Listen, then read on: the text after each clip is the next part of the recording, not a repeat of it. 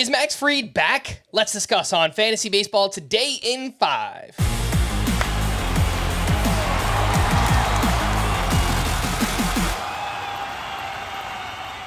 Welcome into FBT in 5 on Wednesday, April 24th. I am Frank Stampfl, joined by Chris Towers, and let's talk about Max Fried, who got just what the doctor ordered, the Miami Marlins lineup. A 3-hit shutout with 6 strikeouts to 0 walks, only needed 92 pitches to get through this start, 14 swinging strikes. Chris, he was dominant.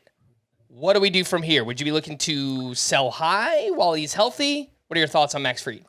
Yeah, so I mean, that's the thing, right? He had that forearm injury last season. He pitched well when he came back, and so how much of a concern is that moving forward? Well, when he was pitching really poorly in his first 4 starts, it starts to feel like a really big concern, right? Like I think we were all kind of panicking. Oh no, did we overlook this red flag in Max Fried's profile? And then he has to start like this, and it's like, well, can he just be himself moving forward? Yeah, it's really hard to say. And I think it's really hard to do anything actionable coming off this start, mostly because when Max Fried's right, he could do this against anyone. Can he do this against anyone right now, or was this just the Marlins are a really, really bad team right now, who specifically are like a really aggressive team that doesn't have a lot of guys who can punish mistakes. And so that might be an especially good matchup for a guy like Max Fried, who when he's right, throws a ton of strikes, generates a lot of weak contact.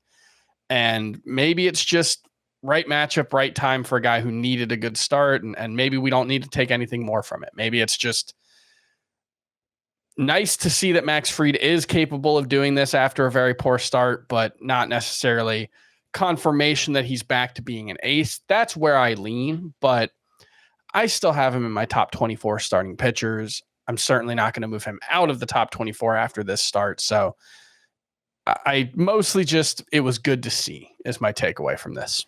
I think it comes down to your level of risk tolerance, right? If you are at all worried about the forearm injury cropping back up for Max Fried and you have him on your fantasy team, then you should probably try and shop him for a top 15 or top 20 starting pitcher after this start. But he also pitches for the Atlanta Braves, and if he's good to go, he could be an incredibly valuable starting pitcher. Yep. So your risk tolerance, I think you just have to weigh those things and figure out which side you come out on that. Let's talk about Erick Fedde, who had an awesome start at the Twins. It was 6 innings, 1 run, 11 strikeouts, which was a career high. He had 17 swinging strikes on 95 pitches. Less is more. He scrapped the sweeper in this start. He threw the cutter, the sinker, splitter. He was outstanding. It was a great matchup. The Twins have struggled mightily against right-handed pitching this season. But Erick Fedde, widely available, Chris, 29% rostered. Are you looking to add Erick Fedde? Yeah, I think he should definitely be added. 29% rostered. That's probably too low coming off a start like this. And really, overall, I mean, his ERA is down to like 277, I believe, for the season. He has 273. Underlying numbers aren't elite, but they're, like xFIP, which gives him credit for the ability to limit home runs, thinks that he should be more like a mid-3s ERA guy. So, yeah, I think 29% rostered is too low. He ditched the sweeper, as you talked about. And one thing he talked about after this game was how the splitter, which is the new pitch for him that he didn't have last time he pitched in the majors, it gives him the ability to play off of that and get whiffs with his fastball, which he did today. 6 swinging strikes on the sinker, 5 on the cutter, 5 on the splitter. I think to a large extent, this is probably just the Twins being terrible right now, and especially kind of like Max Fried with the Marlins. Just an especially bad matchup for the type of pitcher because the Twins are swinging and missing at everything.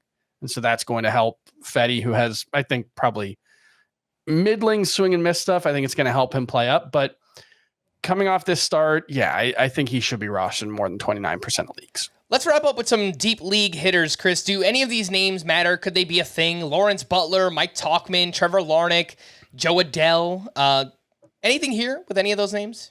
So Butler's got some really interesting quality of contact metrics, but it hasn't turned into actual production yet. And until it does, I don't think you really need to make a priority of adding him. And look, I'm not going to say Jo Adell needs to be a priority, but I'm interested and I want to believe in Jo Adell because he's really been incredibly productive at AAA, even after he's struggled at the major league level. He's not hitting the ball super hard right now, 84.3 mile per hour average velocity, but 8% barrel rate is okay. He's hitting a lot of line drives. The biggest thing, though, is he has raised his in-zone contact rate to about 79, 80%. That's been disastrously low. That's been like 65 to 70% for the most part in Jo Adell's career. And that's one where if he can just be below average in terms of his contact rate on pitches in the strike zone, I think that opens up a lot because the quality of contact is going to play. I can't say Jo Adell needs to be added in more than deep, maybe 15 team 5 outfielder leagues, but if the contact rates persist, I do think there's 25 homer upside for Jo Adell. All right. For more extensive fantasy baseball coverage, listen to the Fantasy Baseball Today podcast on Spotify, Apple Podcasts, the Odyssey app, or anywhere else podcasts are found. Thanks for listening to Fantasy Baseball Today in 5, and we will be back again tomorrow. Bye-bye.